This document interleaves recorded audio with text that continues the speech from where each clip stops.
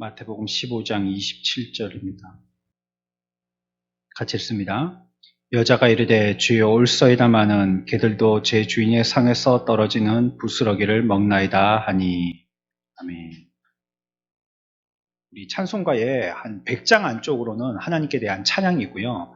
나머지에는 찬양이라고 하기는 좀 그렇고 은혜를 나누는 찬송에 가깝습니다. 찬양은 하나님께 돌리는 거고요. 나머지는 뭐랄까요? 우리가 받았던 은혜를 간증으로 노래하는 거다라고 얘기할 수가 있겠어요. 우리가 찬양을 한다 하면 하나님이 주제가 돼야 되죠. 그 찬송에 쓰여진 비하인드 스토리 같은 게 어떤 찬송가에는 보면 밑에 짧게라고 이렇게 기록이 되어 있는 그런 찬송가들 있죠. 이게 어떤 스토리에서 이렇게 곡이 작사되었는지 그런 거 말이에요. 그런 거 보면 뭐 자기가 고난 가운데 어떤 걸 경험했다. 거의 그런 스토리들이거든요. 그래서 자기가 경험했던 그 은혜와 감동을 가사로 이렇게 썼다. 그래가지고 함께 은혜를 나누기를 원한다.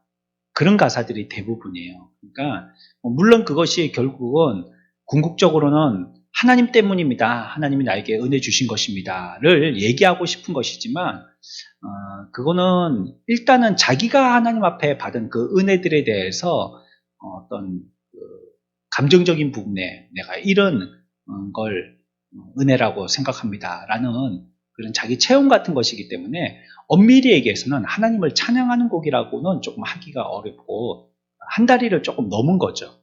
건너야지만 하나님을 찬양하는 곡이다라고 생각할 수가 있는 것입니다. 그래서 액면 그대로 그 가사 자체가 하나님을 찬양하는 가사가 되어지기는 한 이 100장 안쪽, 우리나라 찬송가로 치면 100장 안쪽에 있는 그런 주일 예배, 그 다음에 헌금까지 이렇게 구분해 놓은, 우리가 이렇게 어떻게 보면 우리 찬송가의 앞쪽에 보면 그 찬양에 대한 구분이 나와 있거든요. 제목에 분류해가지고 큰 소제목 단위로 찬양을 이렇게 구분해 놨는데 굳이 여기에 얽매일 필요가 없어요. 그러다 보면 우리가 찬양을 좀 부르는 찬양은 많이 부르게 되고 안 부르는 찬양은 많이 안 부르게 되고 그렇게 되어져요. 예를 들면 장례식 찬양이라든지 절기의 찬양은 잘 안 부르게 됩니다. 그 절기 때나 그런 행사 때만 불러요. 결혼식 찬양 이런 것도 찬양을 결혼식을 위해서 만들어 놓은 찬양은 없거든요. 근데 그때 많이 분류로 그렇게 분류하고 그때 많이 부르다 보니까 사람들이 그때만 불러야 되는 노래로 아는 거예요. 그러니까 장례식이라고 따로 구분해 놓고 만들어 놓은 찬양은 없어요. 그런데 우리 한국 찬송가에서 이렇게 구분을 해 놓다고 보니까 그때만 이 장례식 때만 불러야 되는 며칠 후라든지 이런 거는 그냥 예배 때는 부르면 안 되는 찬양으로 이렇게 인식되기가 쉽지만 이건 그냥 편의상 분류해 놓은 거고요. 여기에 너무 많이 얽매일 필요가 없어요. 그것도 부를 수 있으면 많이 부르는 게 좋습니다. 여튼 여기에서 보면 우리 제목 분류에서 129장까지랄까요? 엄밀히 얘기하면 한 181장까지는요. 재림에 관계되어진 노래 나올 때까지는요. 이까지는 좀 찬양이다 이렇게 얘기할 수가 있겠습니다. 그러나 그 뒤에는 하나님을 찬양하기보다는 우리가 하나님께 받은 은혜를 고백하는 노래다 이렇게 구분이 좋겠어요. 그래서 우리가 하나님을 찬양합시다 하면 우리 주보에도 보면 첫 찬양이 있죠. 예배 첫 찬양. 첫 찬양은 거의 100장을 안 넘어갑니다. 일부러 그렇게 선정을 하려고 합니다. 나머지 이제 예배가 시작되어지고 사도신경 이후에 한 찬양을 또 하죠. 그리고 또 설교가 마치면 또 헌금할 때 또 한 찬양을 하죠. 이렇게 주일 예배 때는 찬양이 총 3장인데 처음 찬양은 100장을 안 넘으려고 해요.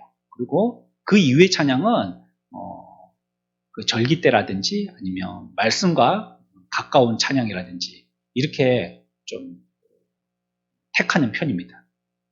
제가 말씀드린 게 무슨 의도인지는 알겠습니다. 여러분들 아실 줄 압니다. 그렇다고 찬양 100장 안쪽으로만 부르라는 건 아닙니다. 나머지 찬양들도 다 좋은 찬양인데 예배에 엄밀하게 우리가 따져서 찬양을 한다 할 때는 그런 식으로 조금 구분해 보는 게 필요하겠다 하겠고 우리가 말을 할 때도 하나님을 찬양합시다 한다면 정말로 하나님을 찬양하는 것이 돼야 됩니다. 그거는 또 우리가 쓰는 표현 중에서 좀 이렇게 좀 잔소리가 긴데 우리가 수정해야 될 표현들은 준비 찬양합시다. 예배를 준비하며 찬양은 준비하는 게 없습니다. 그것 자체가 하나님을 예배하는 겁니다. 찬양 자체가. 시간이 남았으니까 시간 때우기 합시다. 이런 의도로 준비 찬양이라는 단어를 쓰면 안 됩니다. 우리가 찬양합시다. 그냥 그렇게 하면 되는 겁니다.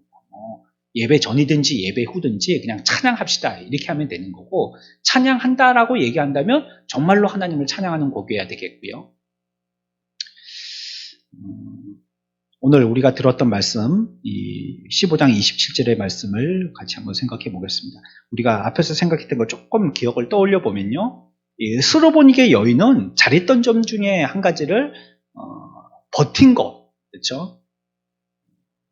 자기에게는 모욕적인 언사처럼 들렸던 예수님의 태도를 이 스로보닉의 여인은 그 기분 나쁘다고 그냥 도망가지 않았어요.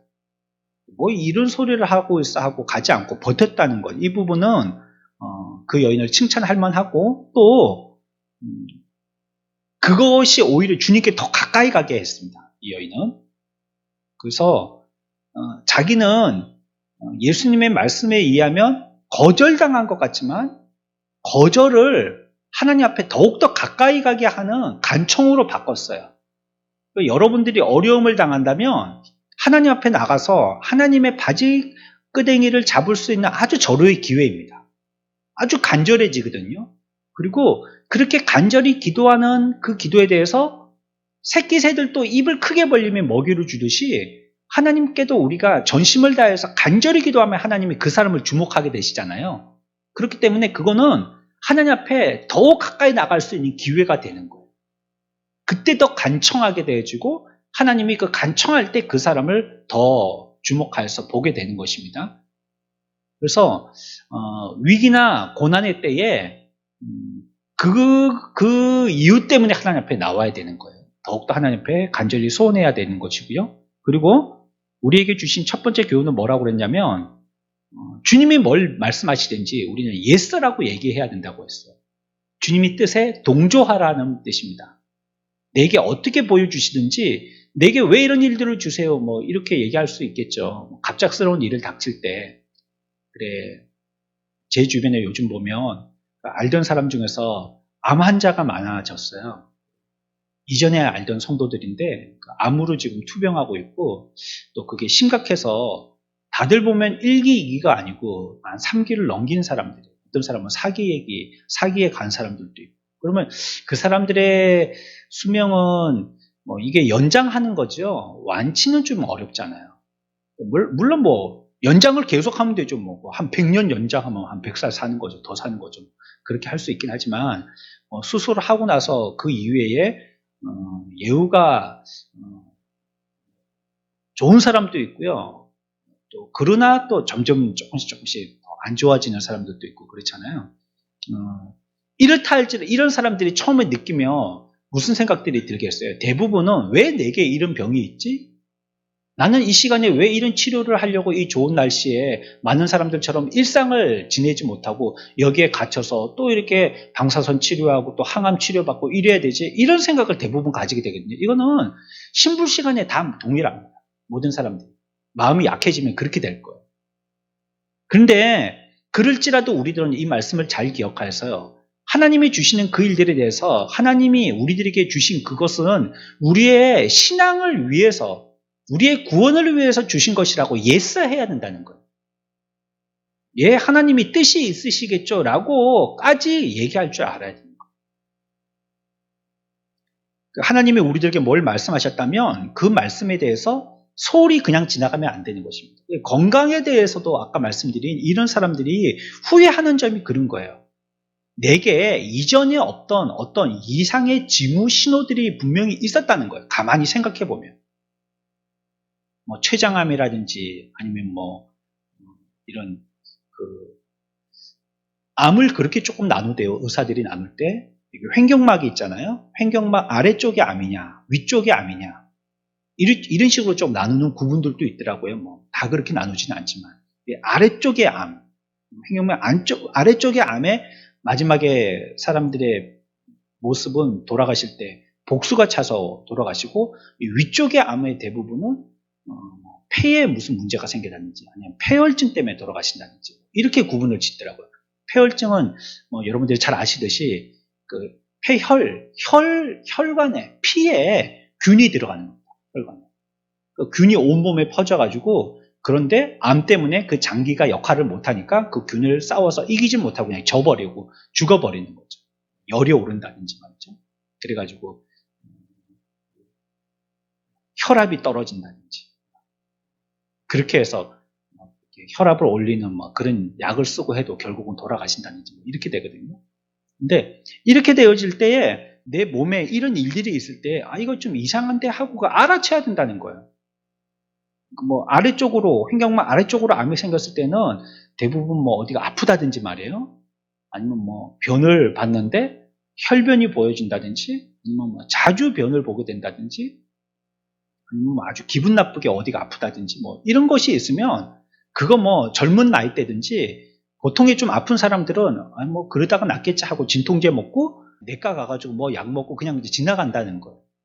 근데 그게 안 좋았다는 거예요. 그걸 갖다가 괜찮다고 그냥 지나간, 그게 치료의 시기를 놓쳐버린 게 되는 거예요. 그 몸을 자꾸, 우리 몸을 계속 관심을 두고 관찰을 해야 되는 거예요. 그래서 내 몸의 상태가 어떤지 계속 관찰하고요. 작은 병 정도는 있어도 괜찮은 것 같아요. 왜냐하면 그래야지 몸을 갖다가 더 주의하게 되니까. 깨끗이 아무 병 없는 사람보다는 좀 만성질환 한 가지 정도는 치명적이지 않는 병이라면 좀 갖고 있으면, 그걸 보면서 계속 병원 왕래하면서 말이에요. 자꾸 자기의 건강을 체크해보게 되니까, 그건 나쁜 거라고 저는 생각하지 않습니다. 어느 정도 좀 그런 게 자기를 갖다 스스로 컨트롤할 수 있는 기회가 되니까요.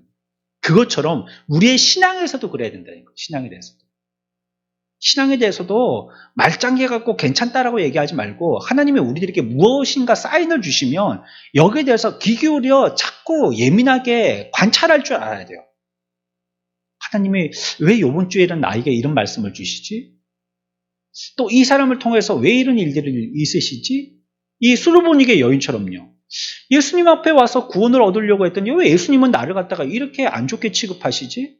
어떨 때는 개라고 표현하시고 말이에요. 이건 나를 갖다가 완전히 무시하고, 아니면 나는 주님뿐입니다 라는 고백적으로 왔는데, 주님은 내가 너 모른다라는 식으로 박대하시는 것처럼 느껴지지? 이렇게 되어지는 이런 모습들을 소홀히 보지 말고 관찰해야 된다는 거예요. 왜 그렇게 하시는지. 이래야지 우리 구원에 유익하게 되는 것이에요. 그러지 않으면 나중에는 2기, 3기가 돼버리는 거예요. 회복 안 되고 또 고칠 수 없는 장기가 완전히 망가지게 되어지면 그거는 이제 소생불능이죠. 그럼 어쩔 수가 없는 거죠. 그렇듯이 우리 신앙에도 그러지 아니하도록 하나님이 우리들에게 말씀하실 때 그 말씀을 귀 기울여 듣는 사람은 자기에게 복이 됩니다. 그러나 그 말씀을 농담처럼 생각한다면요, 우리 저번에 배웠잖아요. 롯의 아내, 그리고 그 사위들, 농담으로 여겼다 했거든요. 그 말을. 이 소돔 고모라 성을 빨리 빠져나가야 된다는 말을 농담처럼 여겼다 했거든요. 그랬더니 그 사람들은 소돔 고모라 성에서 불비 내릴 때 같이 그냥 멸망당해서 죽어버렸습니다. 우리들도 어쩔 수 없는 겁니다. 그건 농담으로 여긴다면 말이죠. 그러지 아니하도록 우리들은 유심히 주의 깊게 매주의 말씀이든지 매일의 말씀이든지 우리 주변에 일어나는 하나님께서 구원을 위해서 주시는 일들을 심사숙고하고 묵상할 줄 알아야 된다는 거예요. 두 번째 교훈입니다. 첫 번째 교훈은 그거였고요. 두 번째 교훈은요, 우리 지난주에는 뭐라고 얘기했어요? 하나님하고 뭐 하지 말라고요? 다투지 말라고 그랬죠. 싸우지 말라는 거예요. 하나님하고. 내가 맞습니다. 하나님이 맞습니다. 이렇게 쟁투하면 안 돼요. 싸우면 안 돼요. 싸워서 이길 사람만 있다면 한번 싸워보겠지만 하나님하고 싸워서 이길 자가 어디 있겠어요. 그러니까 아예 안 싸우는 게 좋습니다. 질전쟁은 뭐 하려고 하겠어요. 싸우지 않지만, 그러나 이 말은요, 하나님 앞에서 아무 말도 하지 말라는 말은 아닙니다. 자기가 정말로 할 말이 있다면 해야죠. 그게 하나님과 싸우려고 하는 말이 아니라 다른 의도라면 해야 되지 않겠어요? 저도 뭐 다른 사람들을, 여러분들도 뭐 마찬가지시겠지만 다른 사람들 앞에 싫은 소리 하는 거 굉장히 주저되잖아요. 그렇죠? 뭐 상품 같은 걸 사고 팔 때 말이에요. 우리가 뭘 샀는데 보니까 이 상품이 온전하지 않은 거예요. 근데 거기 가갖고 이거 왜 이래요? 이런 거 갖고 또 싸우기 좀 그렇잖아요. 그러니까 모른 척하고 사서 쓴다든지 먹는다든지 아니면 영 못 쓰겠으면 버린다든지 이렇게 해버리잖아요. 근데 이거 보니까 자꾸 그런 거예요. 이상점이. 이거 예사가 아닌 거예요. 영수증하고 가격하고 자꾸 다르는데 이거는 아무래도 좀 상습적인 것 같은 거예요. 그러면 나중에는 어떻게 해요? 그렇게 그거 말하는 거 조금 거끄럽다 할지라도 가서 얘기해야죠.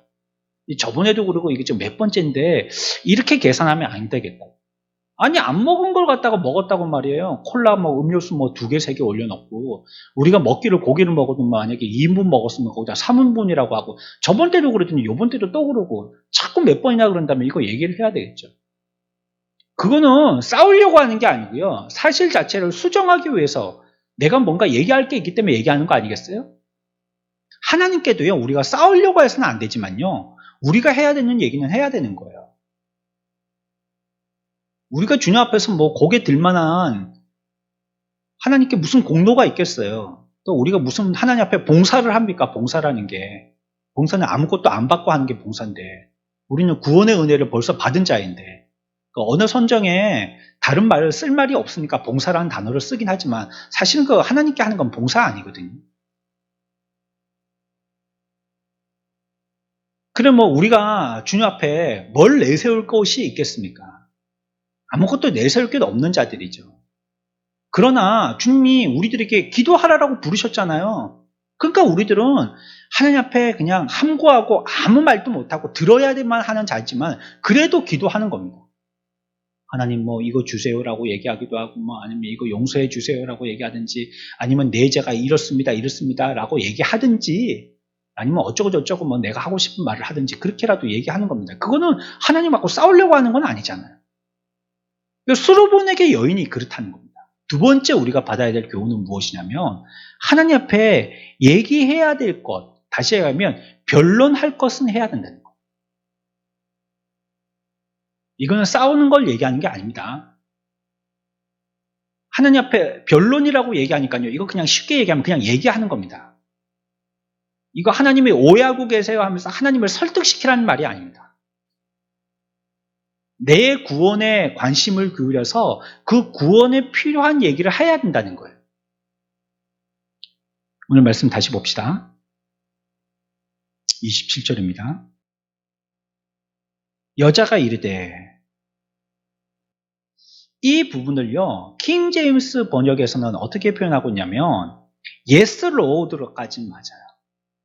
그러나 보통 보면 우리들은 여기는 also이다마는 하고 그냥 한 문장으로 끝내버렸잖아요. 근데 이거는 엄밀하게 말하면 두 문장이 합니다. yes, Lord, but 이렇게 합니다. 주님 맞습니다. 그런데 이걸 갖다가 우리나라 말에 번역을 할 때 이렇게 그냥 한 문장으로 말했어요. also이다마는.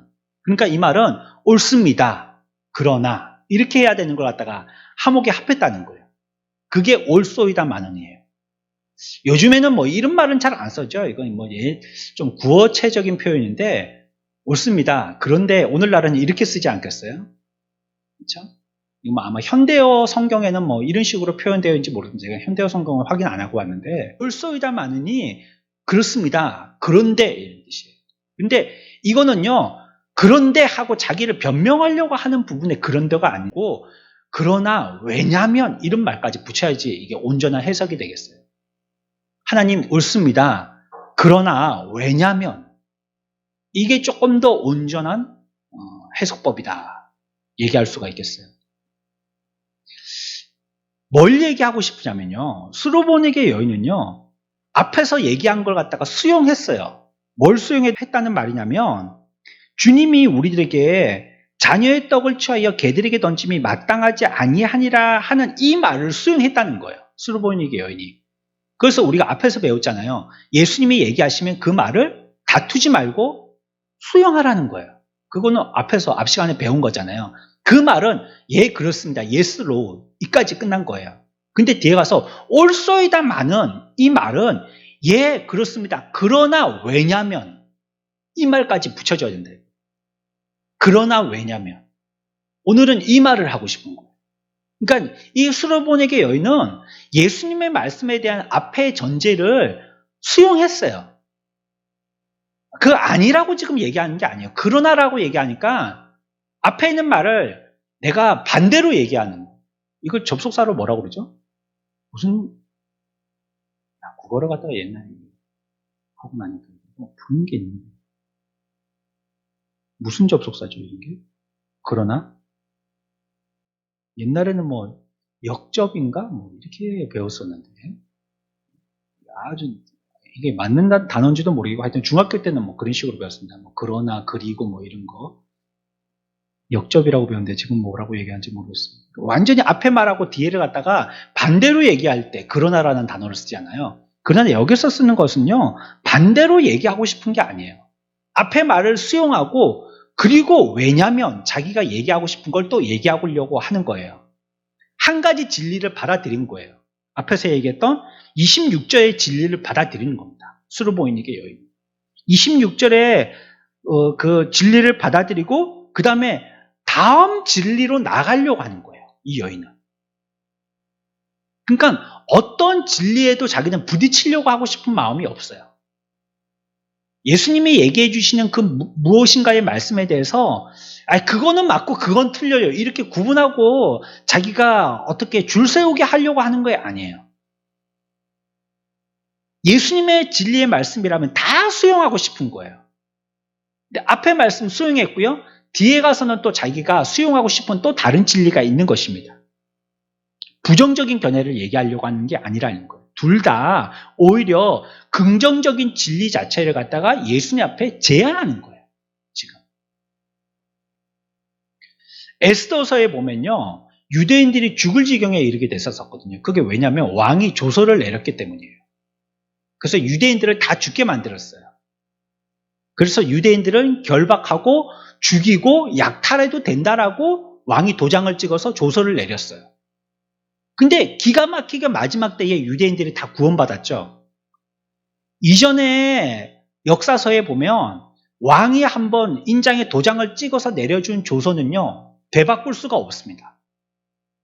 바꿀 수가 없어요. 한번 도장 찍어갖고 조서를 반포하면요. 그걸 갖다가 바꿀 수가 없어요. 근데 우리가 에스더서를 읽어봤지만 에스더서 마지막에는요. 유대인들이 구원받거든요. 살거든요. 그러면 어떻게 그 일들이 있을 수 있어요? 왕이 이미 유대인들은 죽여도 되고 재산을 갖다가 몰수해도 되고 약탈해도 된다라고 조서를 내렸는데 어떻게 그 유대인들을 살 수 있냔 말이에요. 그 방법을 성경에서 얘기하고 있잖아요. 그거는 뒤에 보니까 이 에스더가 억울하게 죽을 뻔했던 것들을 갖다가 확인하고 알고 난 다음에 이 왕이 새로운 조서를 내린 거예요. 유대인들 죽이지 말라고. 그래서 그들이 구원받게 된 거예요. 지금 수로보닉의 여인이 그런 것입니다. 앞의 진리의 말씀에 대해서 내가 반대의 말을 하려고 하는 게 아니고 앞의 진리도 수용하고요. 뒤에 있는 진리는 앞에 있는 진리를 보충시킬 수 있는 또 다른 진리가 있기 때문에 그걸 얘기하려고 하는 거예요.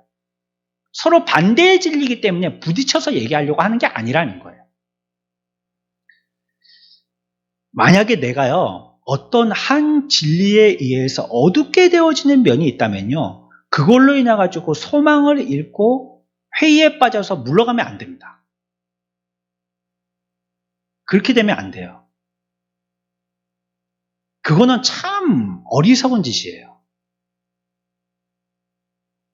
나는 어떤 한 편협적인 지식으로 그 진리를 삼아서 그거에만 몰두해버리면 안 된다는 말이에요.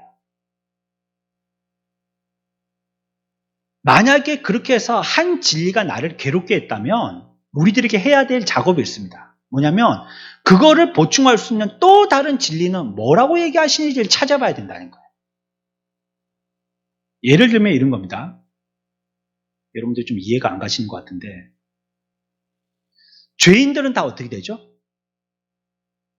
죄를 지으면 어떻게 됩니까? 성경에서는 죄를 지으면 어떻게 돼요? 다 죽는 거예요. 멸망받는 거예요. 그렇죠? 이거는 하나님이 왕의 조서와 같이 반포해버리신 겁니다.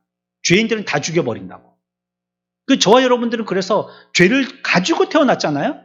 우리는 죄를 갖다가 뭐 하이타이 풀어서 씻는다고 없어지는 게 아니거든요. 죄를 가지고 태어났거든요. 그러면 우리들은 하나님의 내리신 조서에 의하면 어떻게 될 자들이죠? 다 죽을 자들이죠. 지옥에 갔던 자들입니다. 우리들은. 예수님께서 죽으실 때 같이 지옥에 떨어진 자들이에요. 죽을 뻔했던 자들이 아니고요. 죽었던 자들입니다. 우리는. 이미 죽었던 자들. 죄로 말미암아 태어나면서부터 벌써 그것은 소망이 없는 거예요. 죽은 자예요. 사생아로 난 거예요. 죽어서 난 거예요.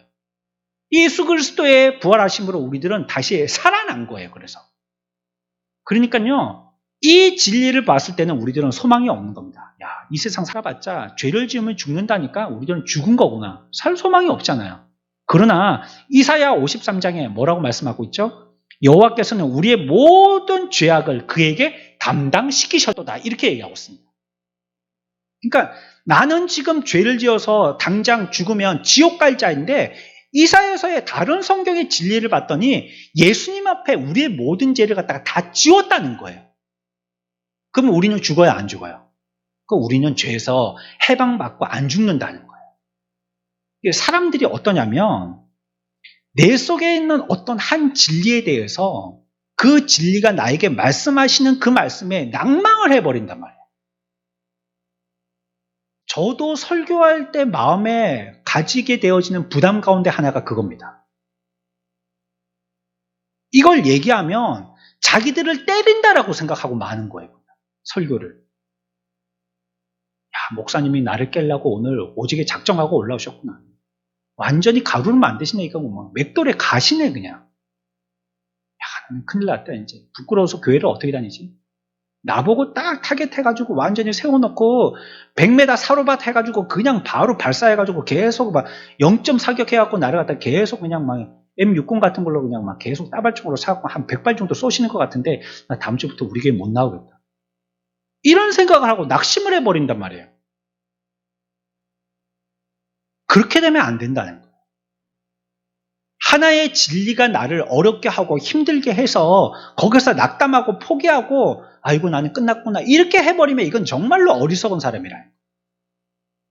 성경은 성경 자체의 진리가 서로 모순되지 않습니다.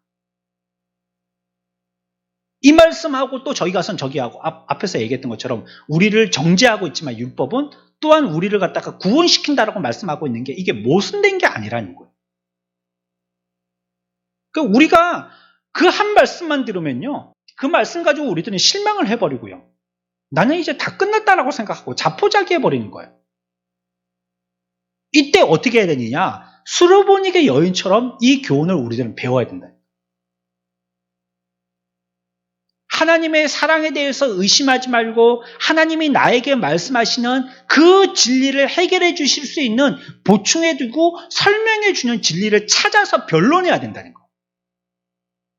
예, 맞습니다. 나는 죽습니다. Yes, Lord. 하나님의 말씀이 맞습니다. 앞에서 말씀하신 정죄함을 다 지옥에 멸망받는다는 거 맞습니다. 그러나 우리의 모든 죄를 그분에게 다 옮기신다라고 말씀했지 않습니까? 이렇게 얘기할 수 있는 사람이 되어야 된다는 거예요. 이 진리를 얘기할 수 있는 사람. 수르보닉의 여인의 태도가 그런 것입니다. 예, 맞습니다. 하나님. 하나님이 그렇게 말씀하셨죠. 나는 어쩜 보면 정말로 어린아이들이 기르는 개보다 못한 자들입니다. 주인 없는 유기견과 같은 자들입니다. 이 세상에 유기묘와 같은 자입니다. 쩔뚝쩔뚝거리고 털도 아주 영양가가 부실해갖고 빼빼 말라가지고 아주 털도 거친 저런 유기견이나 유기묘와 같은 자들입니다. 그러나 그런 자들에게도 하나님께서 긍휼을 베푸신다고 했지 않습니까? 이게 그리스도인의 바른 태도라는 거예요. 이게. 아이 그래 나는 개 같은 자다. 아이고 예수님이 나를 그렇게 얘기했다. 상처받아서 이제 안 되겠네. 포기하고 나는 그냥 뭐 정말 말씀하신 것처럼 유기견처럼 살아야 되겠다. 이게 믿는 사람의 태도가 아니라는 거예요. 이게. 만약에 그랬다면 이 성경에서 수르보닉의 여인은 실망하여 부자 청년과 같이 물러가야 되는 거예요. 그렇죠? 부자 청년은 그래서 물러갔죠. 네거 있는 거 전부 다 불쌍한 사람들에게 다 나누어라 이랬더니 부자 청년이 그 얘기 듣고 뭘 했어요? 실망하고 돌아가 버렸어요. 안 되겠구나 이거. 그렇게 할 자신이 없는 거예요. 그러니까 물러간 거예요. 그러니까 우리들도 이런 얘기를 듣고 이거 안 되겠네. 예수님이 나를 갖다가 개라고 얘기하네. 이거 안 되겠구나. 예전에 어땠습니까? 여러분들이 한 30년 전만 여러분들 신앙생활 때 생각해 보십시오. 예배당에서 늦게 들어오면 바로 목사님들을 세워가지고 거기서 한 발짝도 움직이지 말라고 예배 마칠 때까지 세워서 예배 드리라고 했죠.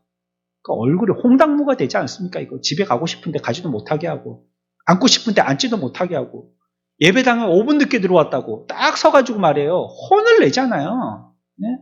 새벽기도 때 꼬박꼬박 졸고 있으면 그런 게 어디 있습니까? 일어서갖고 막 새벽기도 때 기도시키고 말이에요. 이게 꿈인가 생신가 모르고. 그러나 그랬다고 내가 막 그래가지고 막 다음부터 교회 안 나오고 그러면 그 사람은 손해를 봐도 부끄러움의 손해도 아니에요. 그거는 영적인 대손해를 보고 마는 거죠. 하지만 그런 분들이 어떻게 됐냐면 훈련이 잘 돼가지고요 또 나왔어요. 또 나오고. 사실 그렇게 얘기하는 거는 당신이 그런 사람이요 하니까 부끄러움 당하고 다시는 오지 말라고 얘기하는 게 아니거든요. 그 의도는 고쳐서 수정하고 좋은 사람 되라는 뜻이잖아요. 그게 부모가 자녀들을 그렇게 해서 가르치는 거 아니겠어요? 그분들은 다시 나오고 보면 또 졸고 앉아있는 사람 또 있어요. 새벽기도 때 혼났는데 또 졸아요. 자는 사람들이 계속 자더라고요. 그런 사람들 자리를 좀 바꿔야 돼요. 그 자리에 앉으면 계속 자는 거예요. 늘 거기다 불을 대표놨기 때문에. 그래도 또 나오는 거예요. 또 혼나고 나오고 혼나고 나오고. 이런 태도가 그리스도인의 지금 예를 든 거지만 포기하고 물러가는 게 아니에요. 그런 태도로 자꾸 하나님 앞에 자기 자신에 대해서 진리를 갈구하는 마음으로 변호해야 되는 거예요. 그게 기독교인입니다. 그게 그리스도인입니다. 도라는 것은 그 길을 가는 사람들이잖아요. 길도 짜지만 또 무리기도 하잖아요. 무리도 짜기도 하잖아요. 그 길을 그렇게 가는 사람들입니다. 풍랑치고 눈보라가 몰아쳐도 그러나 우리가 가야 할 길이라면 그 길을 가는 사람들입니다. 그렇게 해서 돌파해 나가는 거예요. 이거 한 대 맞는다고 포기하고 저거 한 대 맞는다고 포기하고 이 소리에 상처받았다고 포기하고 저 사람이 나를 부끄럽게 했다고 포기하고 그러면 신앙생활을 당최 언제 한다는 얘기예요. 어떻게 하라는 말이에요. 그러면 훈련받는 게 힘들어서 훈련을 안 한다면 그 군인이 언제 총 들고 나가서 싸우겠어요. 전시에. 훈련이 한 개도 안 돼 있는데 언제 총 들고 나가서 싸우겠냔 말이에요. 나가봤자 전부 다 총알바지죠. 부정적으로 들려지는 말씀에도요. 진리의 유익을 얻어야 돼요. 하나님이 나에게 이것을 통하여서도 유익을 주실 줄 알고요. 어떤 말씀이라 할지라도 여러분들이 씹어서 그거 소화시키고 양식 삼아야 되는 거예요. 이제는 여러분들이 어린아이의 모습을 벗어야 되는 겁니다. 언제까지나 유아시 아니면 언제까지나 죽을 먹고 언제까지나 젖을 먹을 거예요. 이제는 밥도 먹고요. 고기도 먹어야 되는 거예요. 바삭바삭 깨가지고요. 당근도 그냥 생당근으로 씹어 먹을 줄도 알아야 되고요. 어떨 때가는 그냥 무도 그냥 껍데기도 안 벗기고 그냥 씹어서 먹을 줄도 알아야 되는 거예요. 뜯어서 먹을 줄도 알아야 되는 거예요. 그래야지 그게 내 몸에 성인으로서 필요한 영양소를 갖다가 채워내죠. 옳소이다. 주여 하지만 주님 그렇지만 왜냐면 이런 말이에요. 주님 말씀이 맞아요. 근데 왜냐면요 하고 또 다른 진리에 대해서 알고 싶어 하는 거예요. 솔로몬에게 여인의 본뜻은요. 앞에 있는 하나님의 말씀에 대해서 자기의 상황이 이렇다고 해서 그 말씀을 묵살하려고 무력화시키려고 하는 게 아니란 말이에요. 왜냐하면 자기가 그걸 무력화시키면 자기는 거기에서 그 죄악에서 양심에서 조금 자유로워지는 것 같거든요. 그 앞에 말이 다르다라고 그 말이 잘못됐다라고 얘기하면 상대적으로 내가 옳은 게 되잖아요. 지금 대선 뭐 대표적인 당의 대표 후보들이 2명 나왔는데 2명 나와서 서로 얘기하면서 막 싸우잖아요. 저 사람이 틀렸다라고 얘기하는 건 상대적으로 내 말이 맞다는 게 되는 거거든요. 그것처럼 솔로몬에게 여인도요, 예수님이 앞에서 했던 26절의 말씀이 틀렸다라고 얘기하면 자기 말이 맞다는 게 되거든요. 근데 솔로몬에게 여인이 그렇게 안 했다는 거예요. 옳소이다 이렇게 얘기했다는 거예요. 예수님이 말씀하신 그 말이 맞아요 이렇게 인정한 거예요. 그래, 뒤에 하고 싶은 말도요, 앞에 있는 말을 갖다가 그거는 아무 터무니없는 쓸데없는 소리라는 걸 얘기하려고 뒤에 얘기하는 게 아니에요. 앞에 말씀도 맞고요, 뒤에 말씀도 맞는 거예요 라고 얘기하고 싶은 거예요. 지금 예수님께서 그 여인에게 얘기하셨을 때 이 여인이 어떻게 들었든지 간에 자기가 그 얘기에 대해서 기분 나쁘고 감정이 상했다 할지라도 그 말에 대해서 뒤집으려고 하지 않은 거예요. 인정한 겁니다. 그 말씀이 맞다라고 얘기한 거예요. 그리고 그대로 취했어요. 게다가 거기에서 위로를 받았어요. 그렇습니다. 진짜 그리스도인이라면 우리가 여기에까지 나가야 됩니다. 듣는 거요? 그거 힘든 겁니다. 그거보다 더 앞에 나오는 것 자체가 힘들죠. 나왔어요. 듣는 것까지 잘한 거예요, 너무나. 근데 들어서요, 여기까지 나가야 되는 거예요. 듣는 걸로 끝이는 것이 아니라 그 말씀이 나에게는 조금 힘든 말씀이라 할지라도 그 말씀으로 내가 위로까지 받는 데까지 나가는 거예요. 그런 사람이시니까. 그럼에도 불구하고 하나님이 나를 구원시켜 주셨지. 또 오늘 또 나의 그런 모습을 갖다가 알려주시기 위해서 또 이 말씀을 주시지. 그 사람에게 이 병이니까 이 약을 써야 되는 거 아니겠어요? 아니, 기침하는데 무좀약 줘가지고 되겠어요? 그러니까 그 사람이 그런 병이 있으니까 그 말씀 시간을 통해서 그 사람에게 그런 약을 주는 거예요. 그 말씀이 맞습니다. 하고 그 말씀으로 은혜 받는 사람에게까지 나가야 된다는 거예요. 우리는. 그게 안 됩니다. 이러시면 안 됩니다. 하나님. 이런 말씀은 싫습니다. 부인하고 부정해서는 안 됩니다. 이 솔로몬이가 여기처럼 그렇습니다라고 인정해야 된다는 거예요. 그리고 주님이 말씀하신 것처럼 나는 참 소망 없는 자이고 말씀에서 나의 정체를 다 드러내신 것처럼 나는 그런 사람이 맞아요. 그거 인정하고요. 그 다음에 뭘 해야 돼요? 나는 할 수 없지만 주님이 하실 수 있습니다. 이 지금 수레보니게 여인의 뒷말이 그겁니다. 하고 싶은 말이. 예수님 말이 맞는다고요. 예수님 말씀이 맞아요. 그 말씀 그대로예요.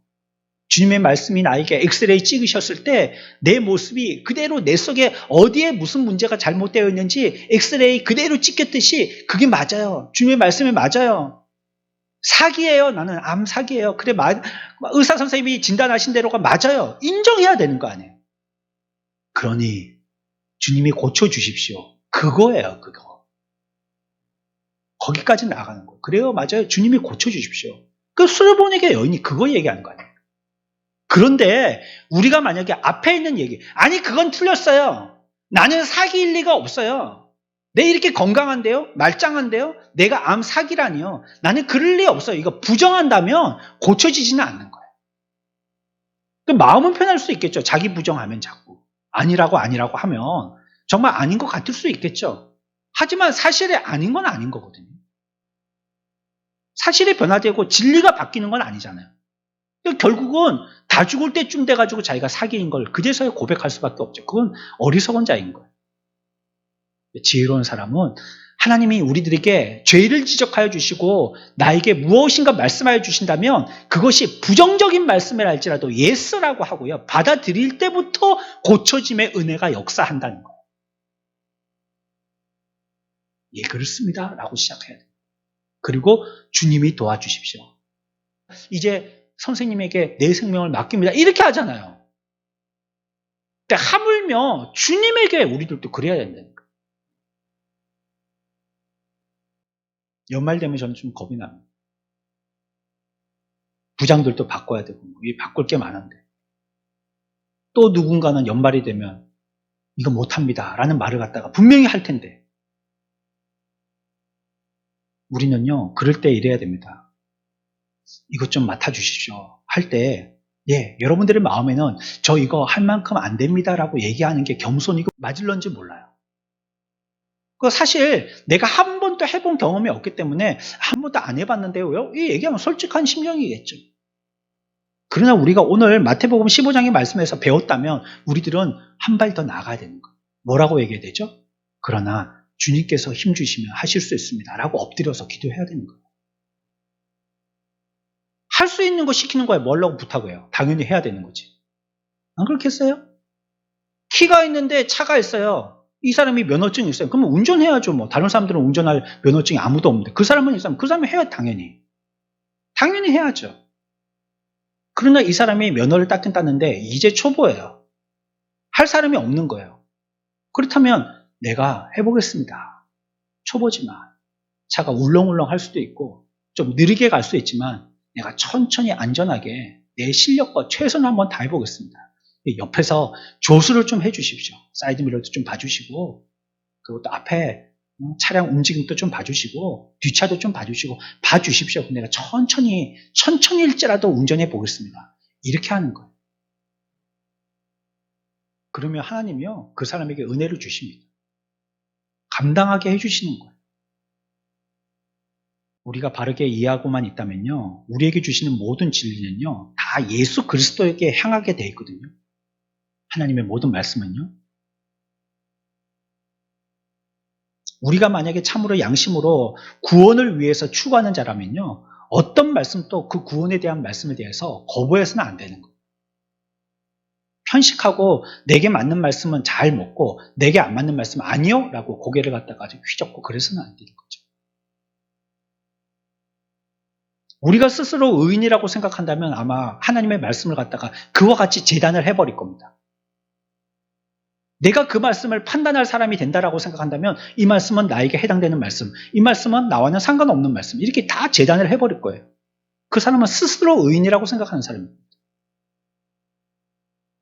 하지만 저와 여러분들은요 우리는 하나님 앞에 진노 외에는 받을 것이 없는 사람입니다 라고 무가치한 그러한 죄인으로 스스로에 대해서 인정하는 사람이라면요 하나님 앞에서 나는 주님으로 말미암아 구원받아야 되는 백성입니다 라고 고백할 수밖에 없는 것입니다.